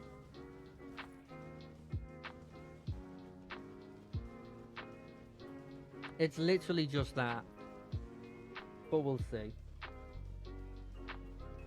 One of the most important things, by the way, if you're planning on getting this game, is do check your passives and make sure to put your passives in. The reason why I say this is, for example, we're doing really well here. We're killing a lot of enemies, but occasionally you see that a skeleton gets too close to me, because what happens with these shurikens is they target the lowest health enemy within range. And so if there's constant enemies coming, the really strong enemy that's slowly moving towards you isn't getting shot. And so in that situation, it actually becomes quite dangerous, even though you're killing loads and loads, because you're not, these strong enemies are still surviving. So one of the passives I took was that every, I believe, 23 levels, it might be less because the longer you use it, the more mastery you get in it, the lower the requirement for levels is. But I think it's around every 23. I get an additional projectile for my weapons. So it means that this goes from shooting, say if it was shooting 2 before, it now shoots 3 every time the weapon ticks, right? And I think this is notable because that's one extra enemy every time that's getting killed, you know? More, it doesn't matter if they're better quality. I'll take the buff. And if you're wondering what this goblin alloy is, it's the goblin alloy is a crafting ingredient that you can use to upgrade your equipment's tier and stuff. Because if you just like your stuff, you can just mulch everything. I haven't seen a mass sort of recycle feature, which I do feel like, because there's a limit to how much you can have in your inventory, is an important thing to actually have. But I could easily have missed it, or it could be an unlock from doing these challenges, because it seems like I am unlocking stuff from doing these challenges, so maybe. But as I said before, I've had 4 to 5 hours, maybe even 6 hours of fun in this game, and I haven't unlocked A rank yet. I haven't played any other class other than this class. I haven't unlocked all the classes yet. I haven't unlocked all the items yet. I haven't played the survivor mode yet. All of these things that I haven't done. I haven't unlocked all the skins yet. Just shows that there's so much packed into this game that you could definitely spend a hell of a lot of time playing. I just got the absolute best item for this run, which is that every tainted item you have, which is the only items we can get in this challenge run, gives you a slight bonus to your damage. That's probably, if not the best item to get in this run. I'm so happy we got it. Thing is, it is a double-edged sword unlocking stuff, because it does mean that there are less things that It does mean that there is, like, the pool is larger, which means that there's, you know, that you're less likely to get the thing that before you could get. Which, circling back to something I talked about at the very, very start, is actually is a point in favor of the bazaar, because actually the new cards they're adding to the bazaar could actually dilute your pool of good things to get.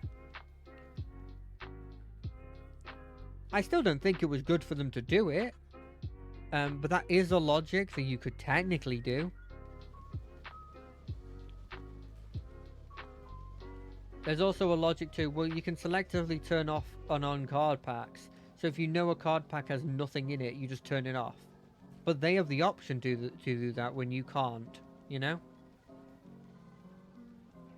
I don't know. Smarter people than me have commented on this, and so I sort of leave it to them to come up with the general, well, not the general consensus, but to come up with a smarter way of saying it.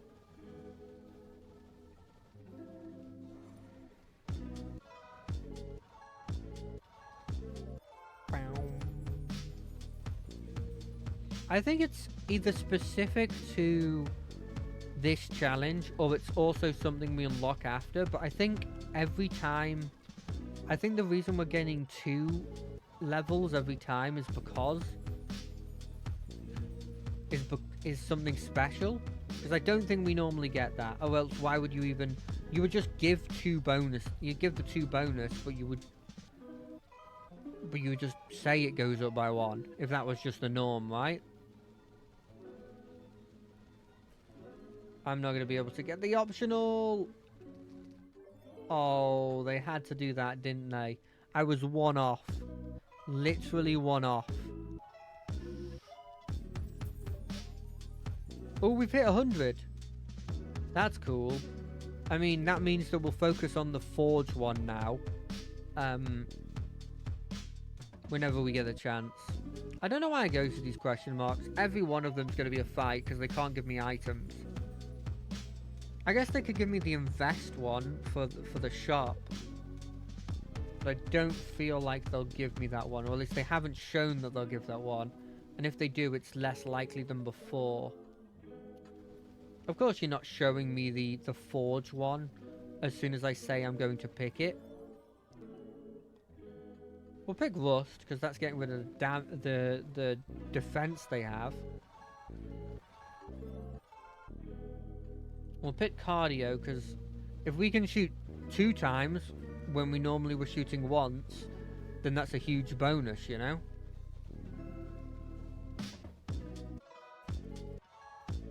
I'm slightly worried though, actually, if this went on longer, like if there's the equivalent of this mission for later, that actually they would outscale me.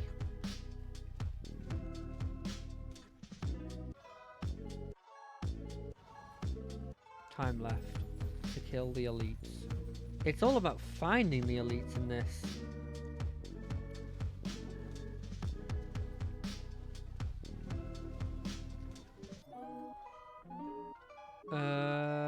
3% attack speed I prefer over 6% damage. Whether that adds up, that's not for me to figure out. By the way, it's not just... There it is, Forged Iron. It's kind of not 3% because it's not calculating that I'm getting 2 levels, I think. There's a part of me that maybe wants to delete the defensive one. Is that insane? Would that be insane to just delete the defensive one so we're always getting an attacking trait?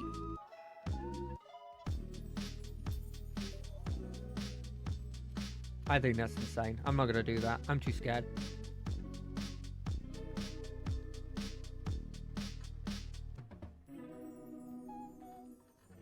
Ooh, a shop. Yeah, we'll up that. We'll up this. We'll take health. Sharpened stone. Lightning boots are useless. Well, not useless, but I don't normally pick them up. I'll take a defensive thing, because why not? Yeah, let's take one defensive thing. We'll show up our defense. Effectively, all I want is I want to not die in one hit. One hit. That's all I'm hoping for. If I don't die in one hit, then I'm good.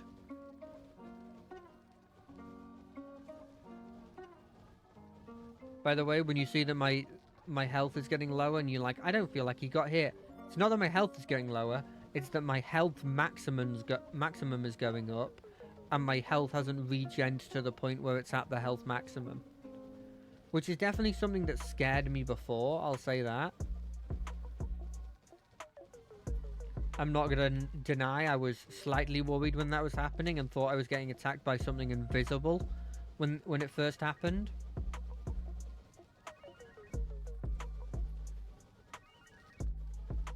You know what was insanely funny? Is that, well, I say insanely funny. What I found quite funny was that there was, when I was starting out this game and I unlocked the ability to choose a passive, like a major passive, which is the one that allows me to use the shuriken and have the special shuriken attack that I haven't used this whole fight because it hasn't been needed.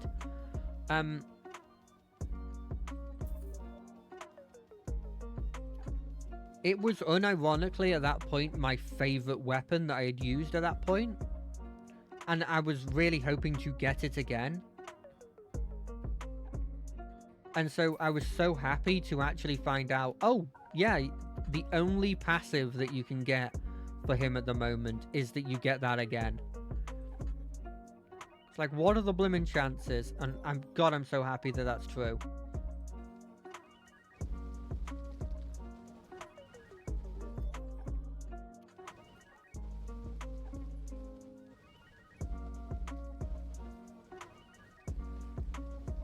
I was watching this,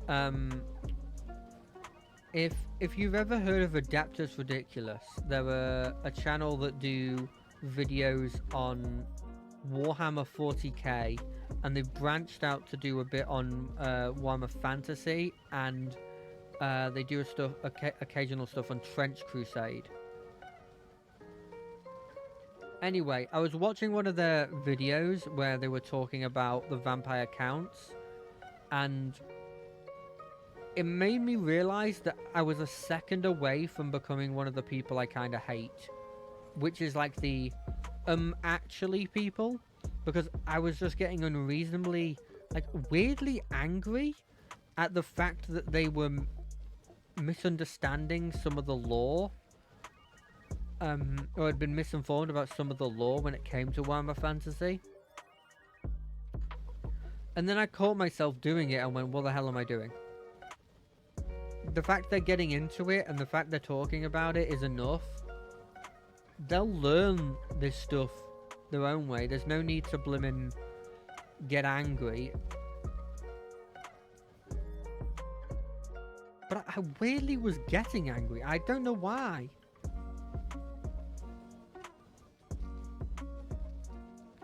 I think it must have been I was just in a weird mood.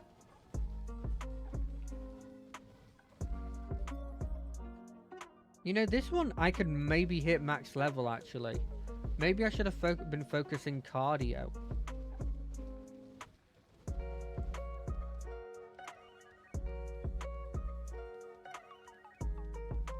Boom, boom.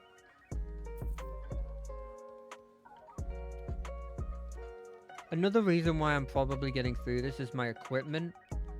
A lot of my equipment that I've gone into specializes in, like, for every level you have, up your power or your defense by a percentage, something, you know, some kind of amount.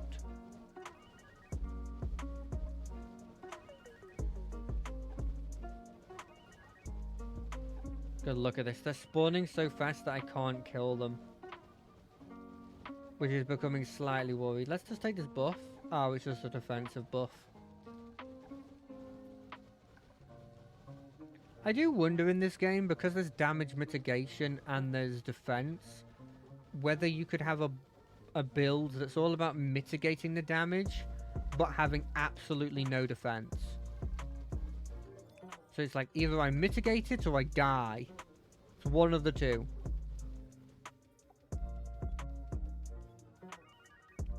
One of the things that I initially thought, and I don't know what the answer to this is, so I'd be interested. If you find out, definitely tell me. If you decide to play this game. What's the disadvantage to just farming?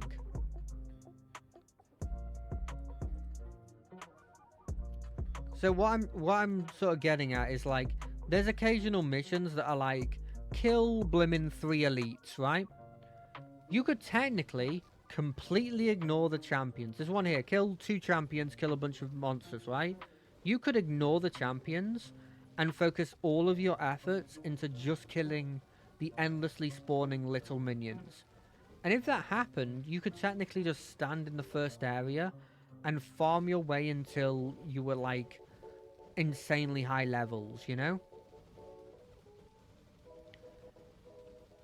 Is there any, like, you know how like in Spelunky, if you've ever played it, or like, it's in a lot of games, but the one that instantly comes to my mind is Spelunky, where like if you stay in an area too long, this ghost appears, you can't kill the ghost, you can avoid it kind of, but it's this timer of like, there's this indestructible thing coming at you, and it won't stop, and it'll constantly appear, and you're fast enough to avoid it, but not fast enough that you can avoid it and then do a load of stuff before it gets to you. Because it's pretty fast. It's always slightly keeping up with you. You know? So, like, I'm sure there's master spelunkers will probably be like, oh yeah, but we can dodge this, it's not a huge problem. But, like, the average person wouldn't be able to. I do wonder if there's the equivalent of that in this, or whether they up the, what's the word I'm thinking of? Up the, like, the health and the damage, and maybe even the speed of the enemies, or, like, the amount of enemies constantly over time. So that, like, you could farm them, but eventually it's going to get to the point where you can't damage them. And they're faster than you. And at that point, you won't be able to dodge, you know? And maybe at that point, you won't even be able to kill the elite or something.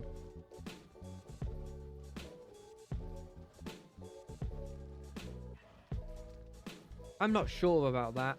That would be my assumption, and maybe what I would do in these kinds of games, because you wouldn't want people to just easily grind their way. Because you could technically do, like, if you had enough time, any challenge mission by doing that. Like, there wouldn't be any challenge. If you didn't have something like that in place, you just look out for the missions where it's like, kill... Just, like, all of it says is kill 2 champions, and then you just avoid the champions and XP farm to the point where you level a million, right? Or, like, obviously not to that level, because that would take hours upon hours upon hours, but you could feasibly get to like level 30 on the first area if you rolled the area that was like kill 2 champions, right? I don't think that's too out of the ordinary. That's not just like, yeah, you could do this, but it would be completely impossible. Like, that's within possibility. Some stone, rust, durability, reroll. Card selection, I'll take cardio. Cardio more. Stone skin, low pressure, reroll. Cardio. I can't reroll again. I'll take another cardio though. We're almost at 99 cardio. There's gotta be an achievement for doing that, but I don't think I made it! We're at 100! There's no achievement for it? Aww. I really thought there'd be one. Oh well.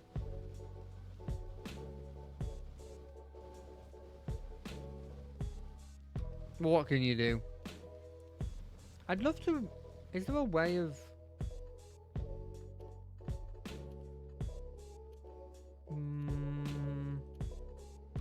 No, there isn't. Okay.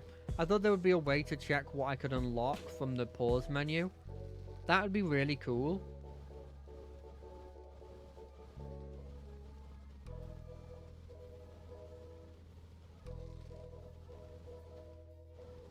I'm actually slightly worried.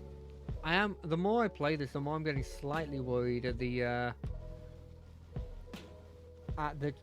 this equivalent on any of the later areas, because these champions now they die after a couple seconds, but I obviously aren't. I'm not scaling fast enough. My equipment was obviously the crutch that I had at the moment, and it makes me wonder if I want to do the later stuff, I might need to up my equipment. Obviously, this is one of my complaints, right? Every time it'll move the camera to show the boss, but it'll move it in a way that I'm like, okay, it's coming from this direction. It's never coming from that direction.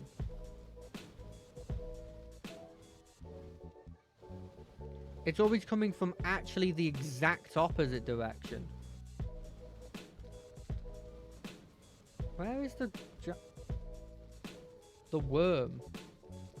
Because whenever they go like that, it summons a metric ton of worms that are his, like, I guess, children, question mark? And you gotta kill all of them so that he comes out of his shell.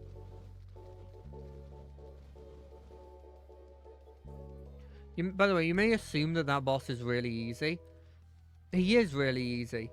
Until you get to the later ones where he starts shooting acid while he's in that form. Anyway, I hope everybody's had fun watching this.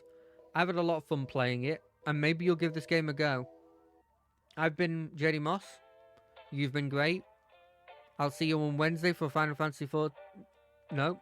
On Wednesday for Baldur's Gate. On Friday for Final Fantasy XIV. But until then, thank you for the chatter.